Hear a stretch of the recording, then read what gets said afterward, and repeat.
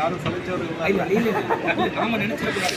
இருக்கிற நம்ம சார்ந்து நான் சொல்றேன். நம்ம சாதாரண நபர்கள் நம்மளும் அடிக்கலாம். அதை தாண்டி நாம் நினைக்கிறதுனா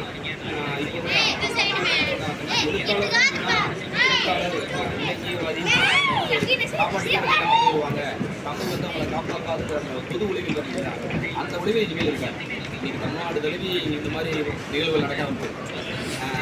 இன்னைக்கு எதிர்ப்புறத்தில் இன்னைக்கு அறிவுசார் யுகம் ஒன்று உருவாகி உண்மையிலே சிறந்த மனிதர்களை இந்த உலகம் தேவை. அந்த இடத்துக்கு நம்ம போகிறதுக்கு என்னென்ன வேலையை பின்னாடி இருந்து செய்யணும். பின்னாடி இருந்து செய்ய வேண்டிய ஒரே வேலை முன்னாடி தள்ளி விடுவோம். பின்னாடி இழுப்பதில்லை, முன்னாடி தள்ளி விடுவோம். அப்போது நாங்கள் எப்படி தம்பியை நாங்கள் பார்க்குறோம் இந்த அனுமான திருமணத்திலையோ அல்லது வந்து வல்லுவம் இதில் இவர்கிட்ட இதை செய்ய நாங்கள் ஒப்படைச்ச காலத்தில் வந்து அதை கட்டுக்கோப்பாக அவர் நகர்த்துறதுனால அந்த புரிதல்னா ஒரு பெரிய ஆளுமை திறனுது. நீங்கள் யார் வெல்லுவாங்க? இப்போ நீங்கள் முன்னாள் தலைவர்களை முன்னாள் தலைவர் மக்கள் நீங்கள் எடுத்துக்கிட்டீங்கன்னா எல்லாருமே தலைவராயிடலாம். ஆனால் நிர்வாகத்திறமை ஆளுமை திறன் யாருக்கு இருக்கோ அவங்க தான் சாதிப்பாங்க.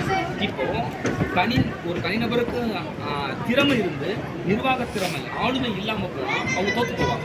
இப்போ ரெண்டும் பொருந்தி வர ஒரு மனிதனாக நான் தம்பியை நான் பார்க்குறேன். அப்போ இந்த ரெண்டும் பொருந்தி வரதுனால இயல்பாகவே சாதிப்பாருங்கிறேன். நீங்கள் வெறும் அறிவு மட்டும் இருந்துச்சு என்ன அதுதான் நம்மளை வீழ்த்தும். அறிவு மட்டும் இருக்குது, ஒரு பொது அறிவு எனக்கு இருக்குது, நான் ஒரு இலக்கிய அறிவு இருக்குது, நான் எழுதிடுவேன், நான் பேசிடுவேன் அப்படின்னா நான் வளர்ந்து வந்துடுவேன்னா நான் வர முடியாது.